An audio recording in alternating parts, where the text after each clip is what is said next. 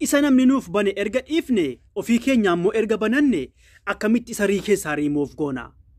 Dabalataan immoo طيب haaruu ammoo akkamatti bananna nuuf galuu dide. Waan hedduu hin nagaafatame dhugaadha wanni kun kabiraa immoo yuutuubiin akkamitti wal qabsiifnaa faatu nagaafatame hedduudha gaafiin kun sababni kana keessaa kana fudhadhee dhufee fi wanni email google wal qabatu kun jabduudha. Bilbilli sana malee akka yaani rakkoo namarraan ga'u yoo sun hin jirre akka waa hundi soso'uu hin dandeenye ni beekaaf namni keenya gara email kana reed dhufaara. Kanaafuu gaafilee kana ilaalee waan bilbila cufarra wanni kun waan rakkoo qabuuf jechaan irra deebi'ee isin barsiise. Kanaafuu har'a immoo akkaataa isin sirriitti isa keessaa riimoof gootanii keessan immoo yoo warri haarawaa banachuu feetan isaasumaan laaltanii wanna hundan isin agarsiisa. Obboleewwan kiyya lakkoofsatti jijjiirrachuu fi paaspoortiin isaa paaspoortiin badee jiraate rakkoon qabu. Hin eeggattanii garuu lakkoofsa qofa akkamatti jijjiirrattanii lakkoofsa Itoophiyaa yookiin lakkoofsa seera qabu jechuudha. Akkamitti jijjiirrattanii kutaa biraa keessatti dhufa. Kanammoo kottaan afaan bu'aa isin agarsiisa nagaan naa jiraadha. Obbolaa kiyya namni wanni kun isin rakkise gara hedduun inni isin agarsiisa mi'aarraa akka ifa isiniif ta'utti ulaalee 3 moo 4 gara namni seene isin agarsiisu cufaan isin agarsiisa. Mee kottaan afaan bu'aa.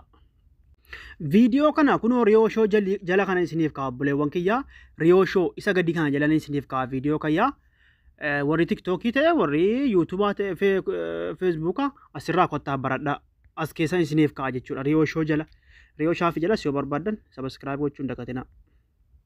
Tayyib mee gara barumsaatti yoo dabarfanne jalqaba irratti garuma gara Google seenamuun karaa hedduun isin agarsiisa obbolaa keessaniif qooda hundi keessanuu. Wanni karaa kamiin dhaqamaa jechuun gara hundaan isin agarsiisa. Fakkeenyaaf gizee akka seentanii email settingii keessan keessa ol seentanii bakka Google jedhu kana yoo xuxxanii eessa isin geessa ilaalaa. Walumaan laallamee har'a akka ifa isiniif ta'uun godha.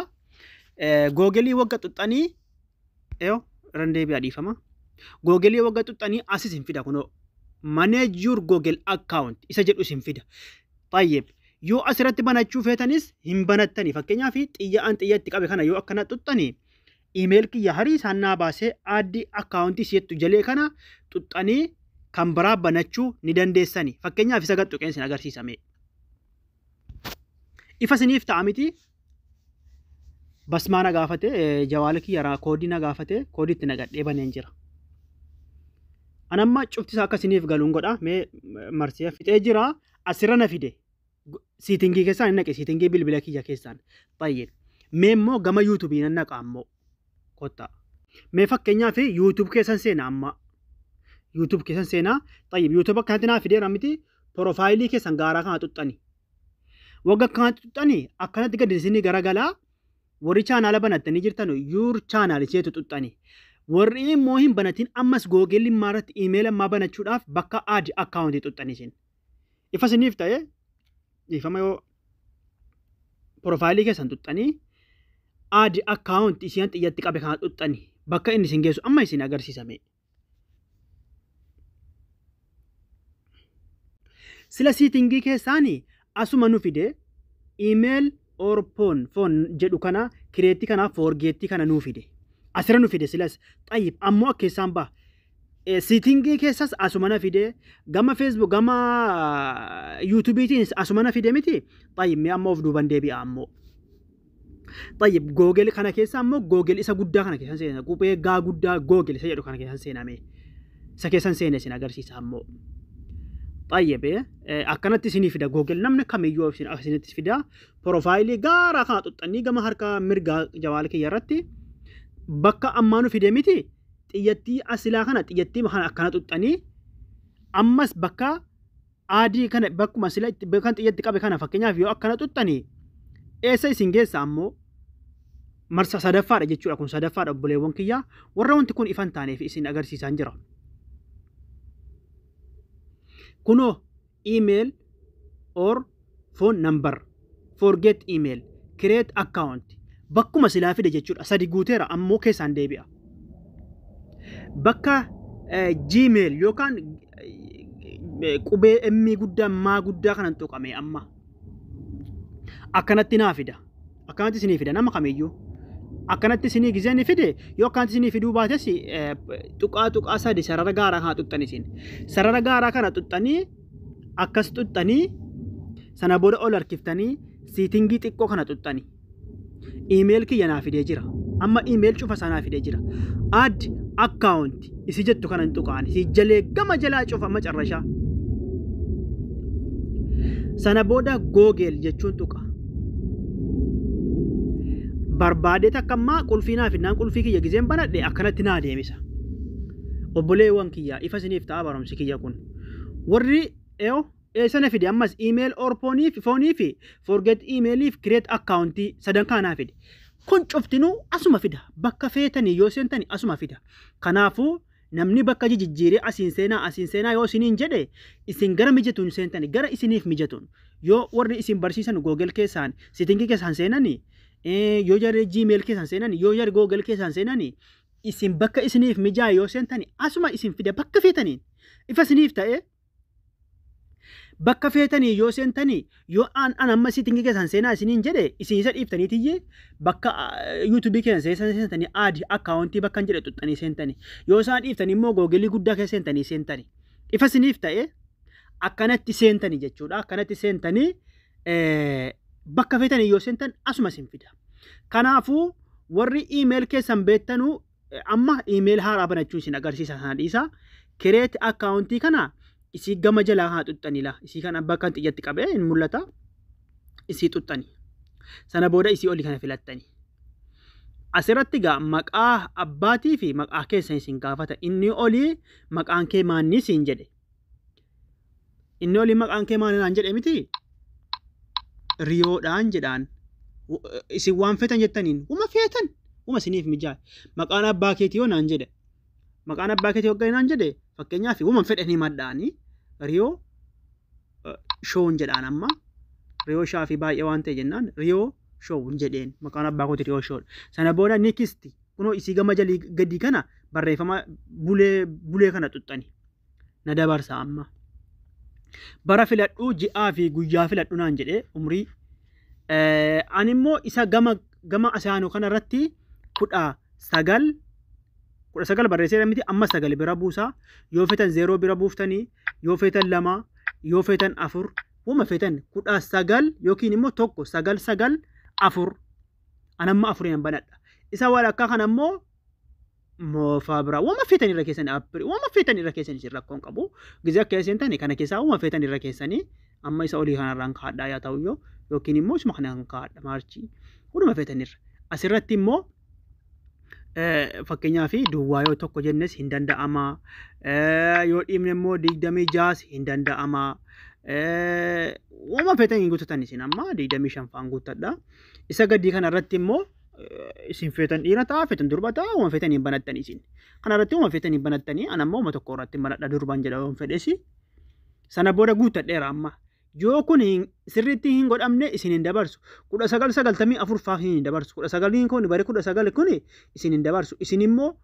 1990 way gootattani sanaafuu isii gadi kana nikisti kana tokko cuqaasa asirratti riyoo shoo riyoo jedhe asirratti gaayadha shoo riyoo jedhe gara gubbaarratti gara gadiitti immoo riyoo shoo jedhe asirratti isin dagatina amma fakkeenyaaf shoo riyoo yoon jedhe wal darbee jira ifa isiniif ta'e isa gadi kana immoo sirrii maqaan koo riyoo irraa waan ka'a jennaan abbaa kootii booda waamama jennaan riyoo shoo jedheetiniyyi 4 8 5 ifa isiniif ta'a 4 8 5 jechuudha 4 8 5 jechuun fakkeenyaaf email kee bakka biraa bilbila biraa irratti yoo jijjiirrachuu jette paaspoortii lakkoon qabu paaspoortii yoo dagattanis lakkoobsa akkasitti galfattanu kutaa lammaffaa gadi isin barsiisa lakkoobsa waggaa irra galfattanii isiniif paaspoortii yoo dagattan isiniif deebi'a jechuudha isa kutaa biraa gadi isin barsiisa riyoo shoo kana fakkeenyaaf amma yoon jawaala kan biraa banadhe yani raa i ya o sha o sa ha o kana itti naqeetan lakkoobsa kana itti naqeetan wanna zeeroo kana itti naqeetan qubee gaamaa kana itti naqeetan tuqaa godhee koom godha yaa caa o maa godha riyoo shoo 485 gmail.com jechuudha kanaafuu isarratti akkana tuqaan ifa isiniif ta'e bulaakoo Sana booda gizeen akkanarratti tuqee ka'e isa sirrii ta'e ilaaletti tuqee ka'e nikistiin godha gama jalaa kanaa. Baay'ee paaspoortii jedhe paaspoortii hedduun keessan dagattanu asii gaala. Raayitii kana yoo feetan irraa kaaftan yoo amma fakkeenyaaf beektuun isin dhoskuu jedhan raayitii kana irraan kaasa. Amma isin dhoskuun barbaanne ani nan guba deebisee waan ta'e jennaan paaspoortii jedhe. Paaspoortii immoo maal galfattanii akka hin taane hin galfatinaa paaspoortii asirratti. Ifa isiniif ta'a akka hin taane hin galfatinaa. Paaspoortii asirratti fakkeenyaaf an amma Riyoo jedhu jenna. Riyoo jedhu fakkeenya isinii kaasa. Qubee guddaaraan eegale. Riyoo jedhe qubee guddaaraan eegaluun qaba. Fakkeenyaaf amma Riyoo jechuudha jedhe akkanatti wanti tuqe qubee xiqqaarraa eegaluun qabu. Qubee xiqqaarraa eegaluun qabu. Amma qubee xiqqaa kanarraa eegaluun qabu. Laa.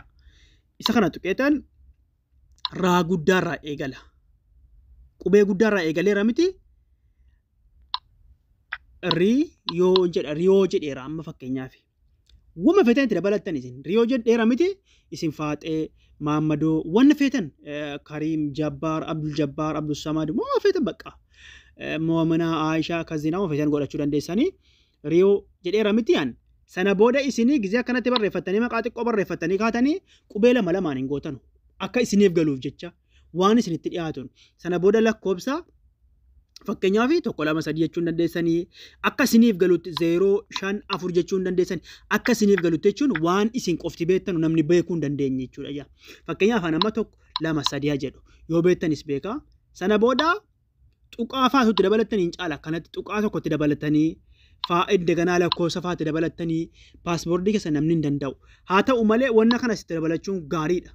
Amma isinii galee Riyoo 1 2 3 tuqaa 4 wanna geenkoo kanatti dabaladheen jira. Ifa isiniif ta'e yoo immoo kana dhiiftanii tuqaa nuun galuu jettanii maqaa keessan barreessanii lakkoofsa akkanatti dabalatanii isa kana tuquu hin dandeessanii akkatti dhiisuus hin dandeessanii. Akkanatti dhiistanii yoo feetan godhattanii yoo feetan gootanii fakkeenyaaf yoo ammaan isin agarsiisuun fene raayitii irraa kaasee hin beektanu amma kanadha.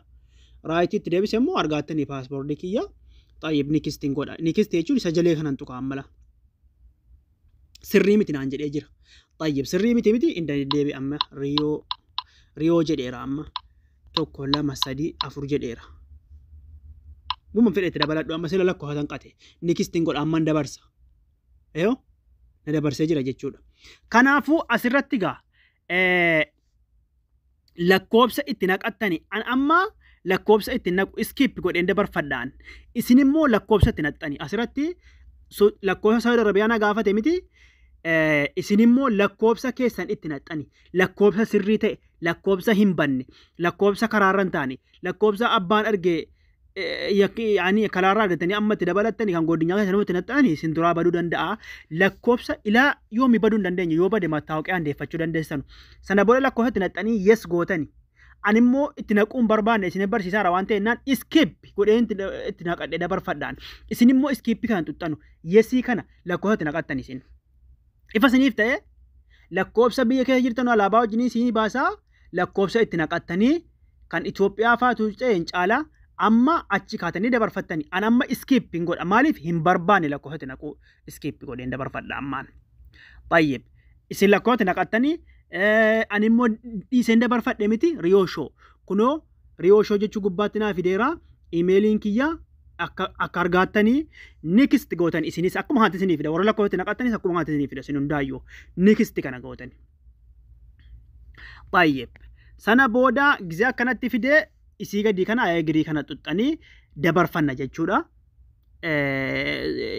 Warri Ingiliffa dubbisuu dandeessan seera YouTube seera isaaniitti kun wanni hundiyyuu dubbisuu dandeessanii yoo dubbisuun feenes rakkoon qabu.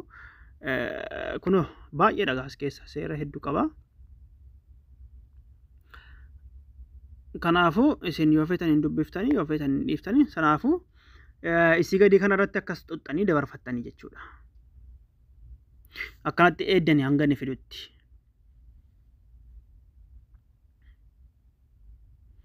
Walumaan laalla hanga inni dhumutti amma xumurreerra jechuudha.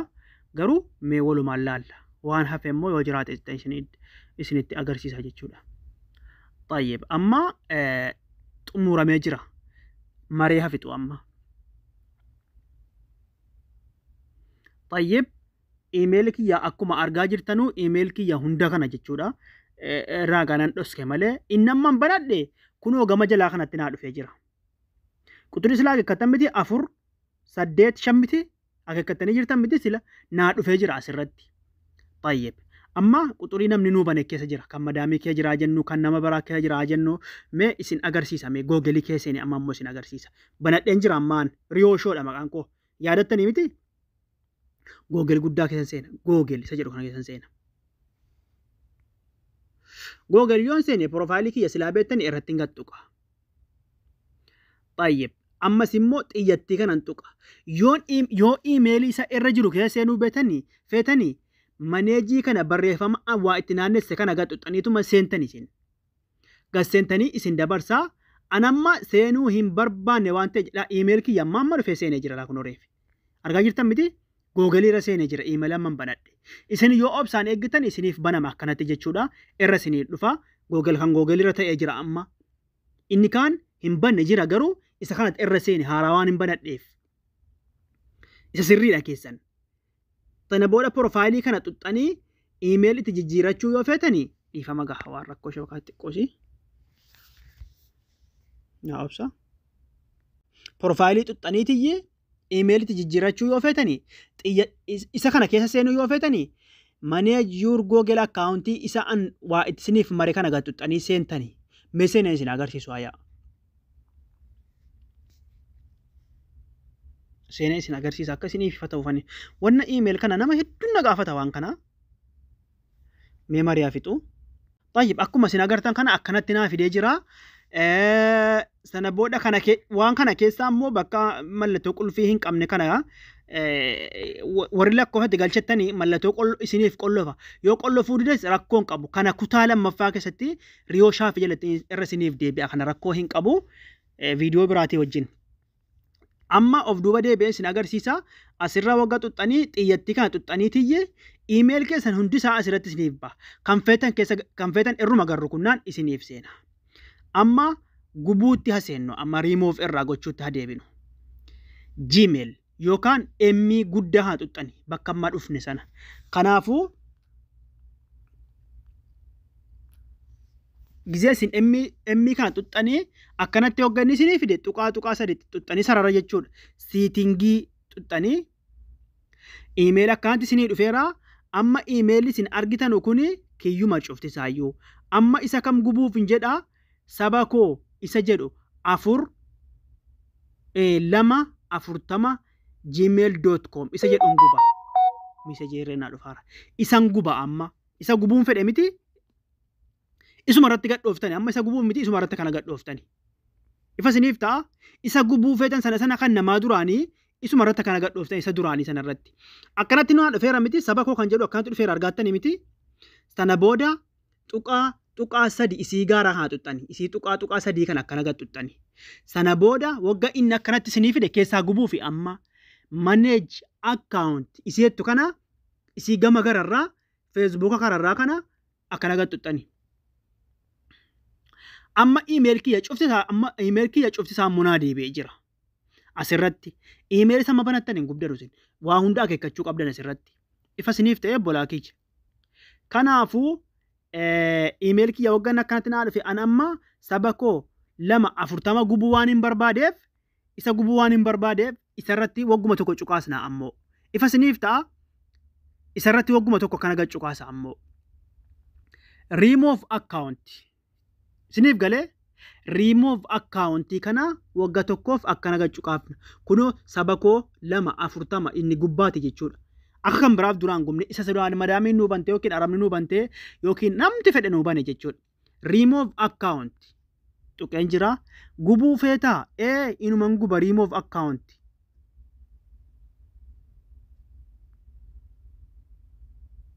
Salaam alaikum gubatee jira jechuudha. Yoo gama duubaatti deebine suutumaan isin agarsiisa gubatee jira jechuudha. Gubatee jira akkuma isin agartan irraa badee jira jechuudha.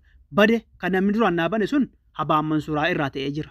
Amma riyoo shoo kana isa amman banadhetu jira jechuudha. Ifa isiniif ta'ee isatu jira kan gubatee jira jechuudha obbolaa koo yoo isiniif galee jechuudha. Kanaafuu kana fakkaata. Kanarratti wanni hafe yoo jiraate gaafii amma immoo akkaataa isin yuutuubii wal qabsiiftan isin agarsiisa. Dagadheen hafee yuutuub keessa isin seentanii. Yuutuub keessa wagga seentanii bakkuma tuqaa sadii gaaraa kana isinii fidaa. Inni iyyuu isinii fidaa asirratti. Yoommoo kan biraa duraan qabaattanii lammaffaa guutatan ta'ee walumaa galatti gizeen akkanatti isinii fide piroofaayiliin keessan yoo isarra jiraate dhiiftanii yuutuub akka itti banattan isinitti himeen jira. Dhiiftaniitiyyi itti deebitan jechuudha. Yoommoo yuutuubii banattanii hin jiraanne yuur chaanaal isiettu kana akkana gaxxuxxanii anamma banadheen jira waan ta'e jennaan yeroon banadhu keessatti isin agarsiisa yookiin immoo tuqaa piroofaayilii keessan gaxxuxxanii bakka an xiyya itti qabeen galubotti kana akkana yoo xuxxanii wanti isin qabdan cufte akkanatti ni baha. Amma kunooti riyooshoon an banadhe kunoo gama jalaaraatti isinii dhufa keessanis kiyya gama jalaaraatti naa dhufee jira. Kanaafuu isarran gaccuqaasa. Riyooshoo haarawaa jechuudha. Haarawamni sun naa dhufeera miti piroofaayiliin deebisee tuqa piroofaayilii sanan deebisee tuqa. Yuur chaanaaliin tuqa amma yuur chaanaal isa jedhu sana. Akkanatti naa fidee riyooshoo naa fidee kireet bakka jettu kana kireet chaanaal iseettu kana dhiiseetan fakkeenyaaf isiima kireet chaanaal jedhu kan harkuttanii kireet chaanaal banachuudha. Baay'ee dhiifama. Yuur chaanaalii matti deebitanii banamee jira jechuudha. Yuutuubiin naa banamee jira. Yuur chaanaalitti deebitanii riyooshoo maquma duraatiin banamee jira jechuudha. Riyooshoo achuun maqaa riyooshoo isa kana osoo hin taane yuutuubii isa kana banachuuf miti isin agarsiisuuf malee. Dhiqqa sabiskiraayib gootanii. Maqaa jijjiirrachuu yoo feetanii qalama kana xuxxanii kunoo bakka qalamaa isii fuuldura riyooshoo jettu kana qalamaa kana xuxxanii riyooshoo kana irraa akkanatti yoo balleessitanii fakkeenyaaf faaxee jedhu waan okkeen itti godha. Faaxeetti jijjiirameera maqaa yuutuubii kiyya. Dibkirishinii isaa immoo isa qalamii isi gadi kana xuxxanii dhiifama. Maqaa waan jijjiiramee keef faaxee naa fideera qalamumatti deebitanii xuxxanii qalama isa gadi kana xuxxaniitiyyi dibkirishinii maa rakkoon qabu barreessuun gaariidha garuu. Kanaafuu isa gadi haa xuxxanii kiyya manaa dalagaan jiru godhattanii piroofaayilii bakka kaameeraa haa xuxxanii jijjiirrattanii isa jalaa godhachuudhaaf akka xuxxanii jijjiirrattanii rakkoon qabu suni akkas fakkaataa sana booda viidiyoo gadhiisuudhaaf kunoo bakka eda'uu kana tuquu dandeessanii sana booda akkanatti banattanii akkanatti yuutuub irratti godhattanii yuutuub banachuu ni beektan jedhe yaada. Yuutuub banachuun ammasuma cinqaan qabu iimeelii waan naan malee yuutuub banachuu rakkoon qabu no viidiyoo no sabiskiraayib jedhaara kan faaxee jedhu kuni. Kanaafuu an kanan barbaanne waan ta'e jennaan tuqaa sadii tuqee bakka xiyyatti kana an xiyyatti qabe kan xuxxanii kan feetan irratti gaxxuxxanii irratti deeffattanii. Kabajamtoota hordoftoota riyooshoo yookaan riyooshaa fi barnoonni har'aa kana fakkaata. Waahii iimeel namni kana booda naaf hin galle jechuun egaa ani isiniin agarsiisa gama keessaatiin rakkoo hin qabu. Isiniif galeera jedhee yaadaa galatoomaa ulfaadhaa kutaa lammaffaa nuti walitti deebinu lakkoobsa akkamitti jijjiirrattanii fi akkamitti iimeel gargaarsa irratti godhattanii akka namni hanna godhattanidha. Nagaan naa jiraadhaa galatoomaa ulfaadhaa Oromoo koo waan hin beeku isinii qooda.